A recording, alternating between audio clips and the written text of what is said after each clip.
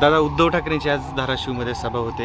बोललं जात आहे की ते तुमच्यावर टीका करतील. तुम्ही कसं बघाल? एक भावनिक नातं होतं इतके दिवस, 15 वर्षापूर्वी. निश्चितपणे ते नातं भावनिक होतं आहे, त्याच्याबद्दल कुणाचंही दुमत नाही.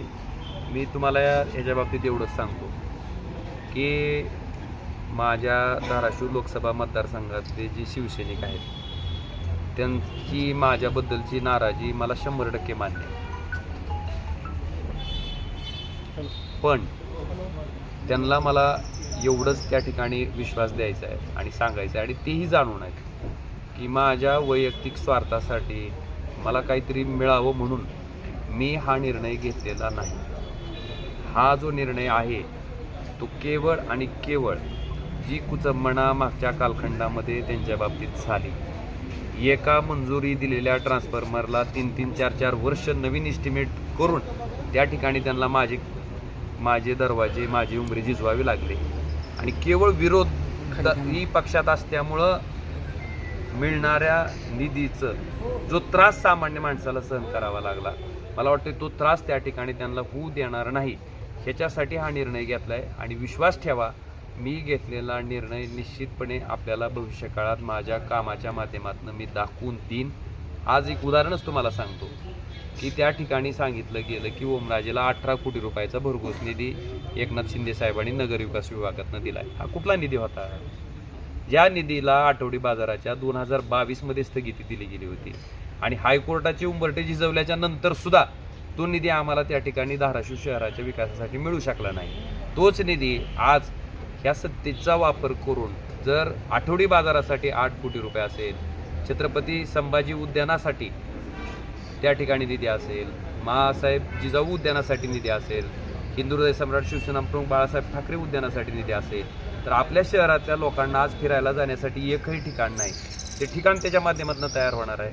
आठवडी बाजारातली जी दुरावस्था होती, आठवडी बाजारातला जो गलिच्छपणा होता, तो सगळा त्या ठिकाणी नीट होणार आहे. मग ही कुचंबणा जी सर्वसामान्य माणसाची होते ती दूर करण्यासाठी जर हा निर्णय घेतला असेल, तर त्याच्यासाठी द्यावं लागणारं विष, टीकेचं, त्या ठिकाणी सोशल मीडियावरच्या कमेंटचं मी ते सहन करायला तयार आहे. पण लोकांना एवढंच सांगायचं आहे की मी कुठल्या माझ्या वैयक्तिक स्वार्थासाठी जात नाही. मी केवळ आणि केवळ धाराशिव लोकसभा मतदारसंघातला जो मागासलेपणाचा शिक्का आहे, जो की पुसून टाकणं ही माझी प्राथमिकता आहे. त्याच्यासाठी हा निर्णय मी घेतलेला आहे. आणि आपल्याला मी वारंवार सांगतो की मंत्रिपद घेण्यापेक्षा त्याच्यासाठी आवश्यक असणारी जी कामं आहेत त्याला माझं प्राधान्य असेल. मग उद्योग धंद्याच्या बाबतीत असेल, तिथं नवीन उद्योग यावेत त्याच्या बाबतीतला असेल, आपल्या माहितीसाठी त्या तेरणा आणि मांजरा नदीवरचे बॅरेजेस आम्ही त्या ठिकाणी तयार केले होते, ते बॅरेजेस करणं असेल, आपल्या माहितीसाठी कृष्णा मराठवाडा सिंचन प्रकल्पाचा त्या ठिकाणी समावेश राष्ट्रीय प्रकल्प म्हणून केंद्र सरकारकडनं त्या ठिकाणी मदत मिळणे असेल. आज अनेक सबस्टेशन ओव्हरलोड आहेत, लाईट व्यवस्थित चालत नाही, त्या शेतकऱ्याला वीज मिळत नाही, पाणी असून शेताला देता येत नाही, ते सबस्टेशन असतील, त्याच्यावरचे ॲडिशनल पॉवर ट्रान्सफॉर्मर असेल, लिंक लाईन असेल, सिंगल फेजची व्यवस्था असेल, फिडर सेपरेशन असेल, ह्याच्यासाठी केंद्र सरकारचा जो भरघोस निधी आवश्यक आहे तो निधी आणून त्यांच्या अडचणीतनं मोकळीक करणं, त्यांना मदत करणं, त्यांना न्याय देणं ही सुद्धा लोकप्रतिनिधी या नात्यानं माझी जबाबदारी आहे. आणि त्याच्यासाठी काही काळ या सगळ्या गोष्टीच्या टीकेचा सामना करावा लागला, नाराजीचा सामना करावा लागला, तर त्याच्यासाठी मी तयार आहे. पण त्यांना एवढाच विश्वास देतो की माझं आचरण इथल्या लोकांनी अनेक वर्ष बघितलेलं आहे आणि ते मला चांगल्या पद्धतीनं जाणतात. माझ्या पुढच्या कामकाजातनं मला वाटतं ह्याला सुद्धा उत्तर मिळेल. मंत्रिपद मिळेल दादा? आता सांगितलं की तुम्हाला माझी प्राथमिकता काय आहे? कृष्णा मराठवाडा सिंचन प्रकल्पाला राष्ट्रीय प्रकल्प म्हणून मान्यता घेणं, त्याला निधी आणणं. माझी प्राथमिकता काय आहे? आपल्याकडं जे सबस्टेशन असतील, आपल्याकडं जे पॉवर ट्रान्सफॉर्मर असतील, जे आज ओव्हरलोड आहेत, ते ट्रान्सफॉर्मर त्या ठिकाणी करणं, ते सबस्टेशन त्या ठिकाणी करणं, शेतकऱ्याला व्यवस्थितपणे वीज पुरवठा करण्यासाठी आवश्यक असणारा निधी उपलब्ध करून त्यांना ह्या अडचणीतून सुटका करून देणं असेल. त्याचबरोबर सिंचनाचे विषय आहेत, ही माझी प्राथमिकता आहे. आणि मला वाटतं की फार काय बोलून सांगण्यापेक्षा आपण त्या गोष्टी प्रत्यक्षात इथं करून दाखवू आणि केल्याच्या नंतर लोकांना ते दिसेल. दादा, तुमचे पारंपरिक विरोधक जे आहेत राणाजगजित पाटील, त्यांनी तुमचं महायुतीमध्ये स्वागत केले, कसं बघता त्याकडे? कसं असते, नीच वृत्ती आणि प्रवृत्तीच्या लोकांना जितकं नीचपणे वागता येते तेवढ्या नीचपणे ती वागत असते. त्यामुळे त्या व्यक्तीवर आपण बोलण्यापेक्षा मी त्या दिवशी सांगितलं की त्यांचं एक मतही मला नको. मी विरोधकाप्रमाणेच ती माझ्यासाठी असतील, त्याच्या बाबतीत माझ्या भूमिकेत कुठेही फरक पडणार नाही. आणि मी माझी वृत्तीला विरोध आहे. मी अजून परत अधोरेखित करा. आणि हा माझा विरोध आज आहे असं नाही.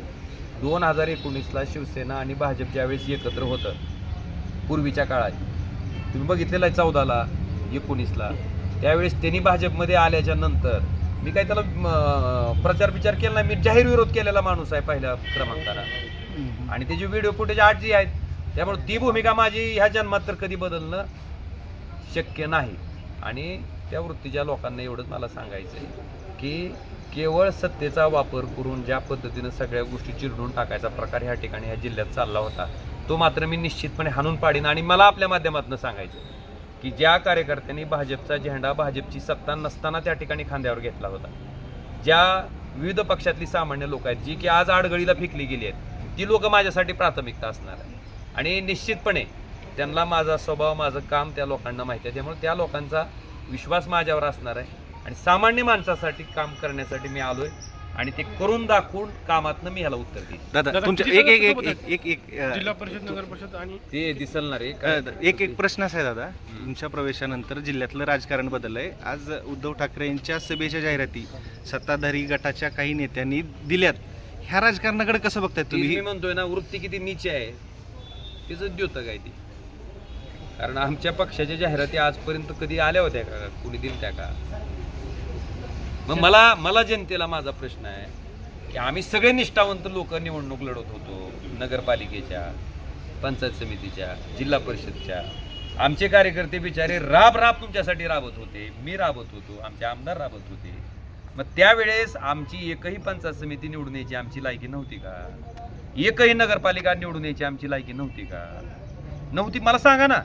हा तुम्ही सांगा मला, जनतेनं म्हणू द्या ओमराजे उपलब्ध नव्हता, ओमराजे आमच्यासाठी काम करत नव्हता, ओमराजेचा संपर्क होत नव्हता, मान्य करीन मी. पण ओमराजे सगळंच करत होता तरी आम्ही त्यांची लोक, तरी आम्ही त्यांना कुठलीही पंचायत समिती कुठलीही नगरपालिका दिली नाही. का दिली नाही? का तर सत्तेतनं त्यांना कामं करता येणार नाही. मग हा संदेश जर जनतेनं दिला असेल तर ते मी केलं तर त्यात काय चूक आहे?